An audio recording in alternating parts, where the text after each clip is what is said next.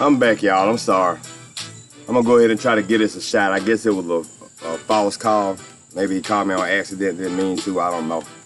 But I'm gonna go ahead and get a couple of words in with this book. It's a long chapter.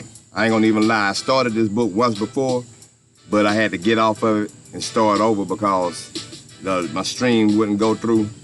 But as I was reading it, I saw that the chapters were very long, very long.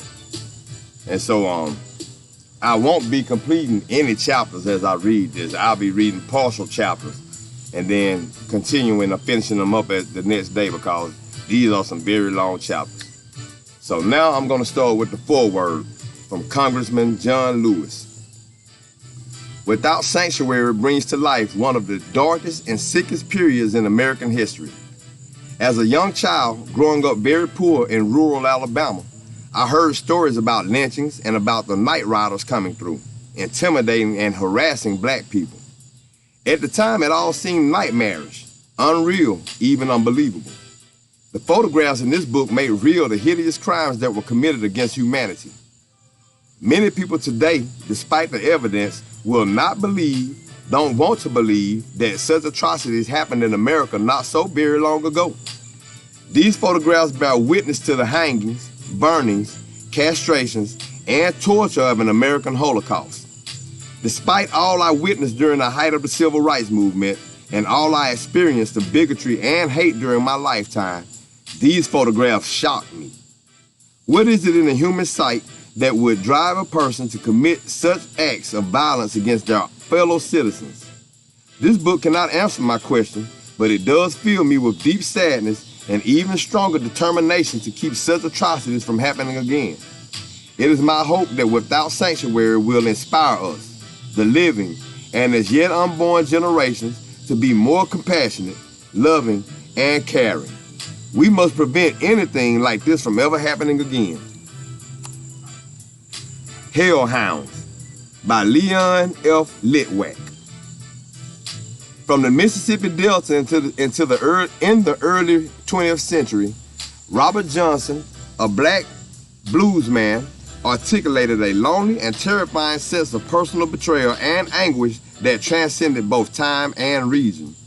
With his songs and guitar licks, his chilling and relentless matter-of-factness, he suggested a society impossible to change or overcome and a new generation of interior exiles like himself. Exiles in their own land, empty of belief or hope, vulnerable without sanctuary. Here's the poem. I got to keep moving. Now this is the lyrics to his song. I got to keep moving, I got to keep moving. Blues falling down like hell, blues falling down like hell. Blues falling down like hell, blues falling down like hell. And the days keeps on worrying me. There's a hellhound on my trail. Hellhound on my trail. Hellhound on my trail. On a Sunday afternoon, April 23rd, 1899, more than 2,000 white Georgians, some of them arriving from Atlanta on a special excursion train, assembled near the town of Newman. I thought it was called Newman, to witness the execution of Sam Hose, a black Georgian. This event assumed a familiar format. Like so many lynchings, this one became a public spectacle. As in most lynchings, the guilt of the victim had not been proven in a court of law. As in most lynchings, no member of the crowd wore a mask, nor did anyone attempt to conceal the names of the perpetrators. Indeed, newspaper reporters noted the active participation of some of the region's most prominent citizens. And as in most lynchings, the white press and public expressed its solidarity in the name of white supremacy and ignored any information that contradicted the people's verdict. That doesn't sound like a people that's in fear of us to me. Sam Hose worked for a planter, Alfred Cranford. He asked his employer for an advance in pay. Some reported he had tried to collect wages already owed him, and for permission to visit his ill mother. The planter refused, precipitating a harsh exchange of words. On the following day, while Hose chopped wood, Cranford resumed the argument, this time drawing his pistol and threatened to kill Hose. In self-defense, Holmes flung his axe, striking Cranford in the head and killing him instantly. Within 2 days, newspaper reported an altogether different version. Cranford had been eating dinner when Holmes, a monster in human form, sneaked up on him, buried an axe in his skull, and after pillaging the house, dragged Mrs. Cranford into the room where her husband lay dying and raped her. That's what they said the black man did. If versions of Cranford's death varied, the story of Sam Holmes' fate did not. After stripping Holmes of his clothes and chaining him to a tree, the self-appointed executioners stacked kerosene-soaked wood high around him. Before saturating Holmes with oil and applying the torch, they cut off his ears, fingers, and genitals, and skinned his face.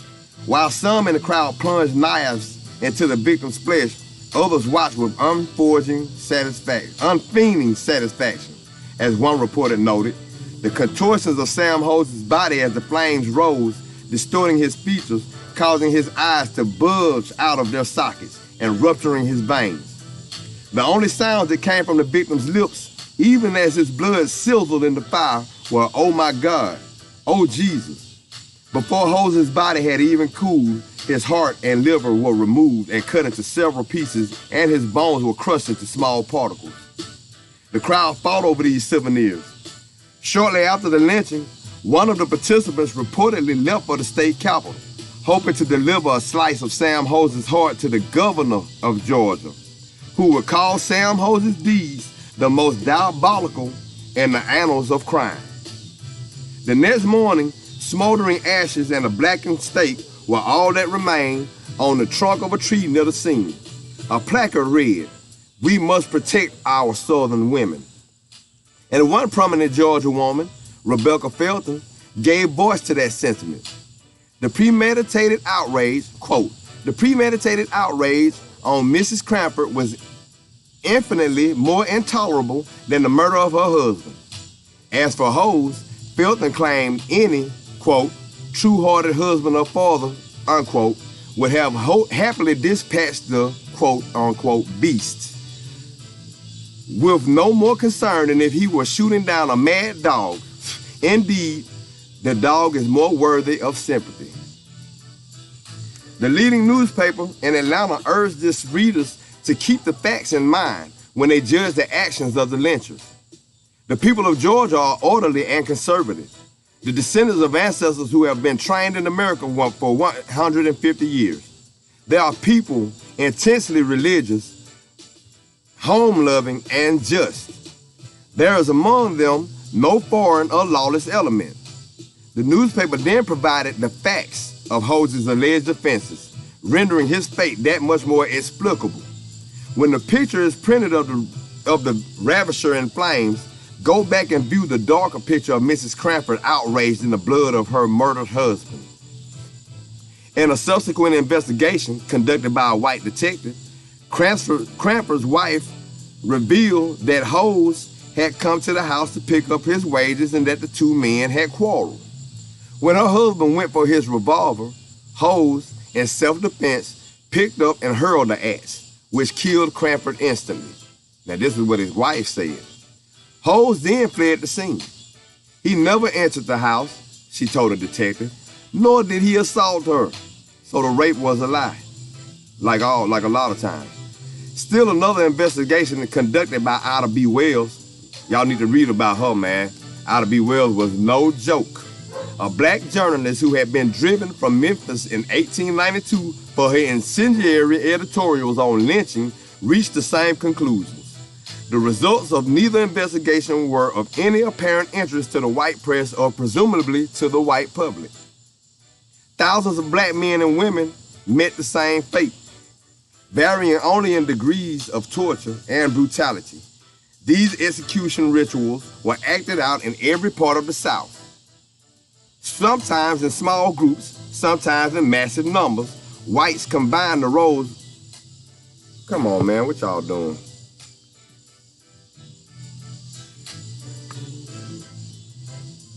Sometimes in small groups, whites combined the roles of judge, jury, and executioner. Newspaper reporters dutifully reported the events under such lurid headlines as "Colored Man Roasted Alive." describing in graphic detail the slow and methodical agony and death of the victim and devising a vocabulary that would befit the occasion. The public burning of a Negro would soon be known as a Negro barbecue, reinforcing the perception of blacks as less than human.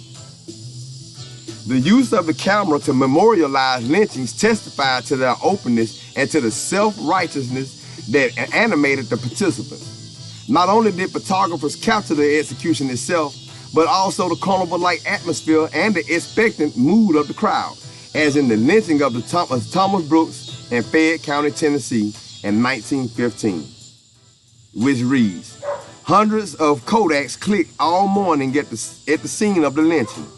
People in automobiles and carriages came from miles around to view the corpse dangling from the end of a rope. Picture card photographers installed a portable printing plant at the bridge and reaped a harvest of selling postcards showing a photograph of the lynched Negro woman and children were there by the score. At every lynched Negro, women and children were there by the score. At a number of country schools, the day's routine was delayed until boy and girl pupils could get back from viewing the lynched man." And I'm gonna stop right there and start back tomorrow with during a lynching at Durant, Oklahoma. The reason why I'm getting off, I see now I'm gonna have to make a decision. Either I'm gonna be able to keep on streaming on Facebook or YouTube and YouTube only, or I'm gonna stream on Facebook Live. One of the two. I think I'm gonna stick with Facebook Live because I have more views on here. But they saying my data low. So once again, I'm out. I appreciate y'all for watching. Y'all can share this little bit that I read. I think you can tell by the little bit that I read that this is gonna be a deep book. It ain't gonna be nothing to joke about. It's gonna be something serious, man. Like I said, let me show y'all some of these pictures. They got plenty of pictures in here, man, of people getting burned. Look at that man. They got plenty of stuff. Look at that. This is a hell of a book. So, you know, if you see these pictures, you can about tell what the content is going to be about that I'm reading. So, y'all tune in tomorrow. I will be back. I want to thank y'all for tuning in. Share this. Don't do it for me. Do it because I love, and I do this because I love my people. I love my black people. I love all my human beings, but I love my black people a whole lot. And that's why I do it. It's Coco, baby. Coblow. Peace.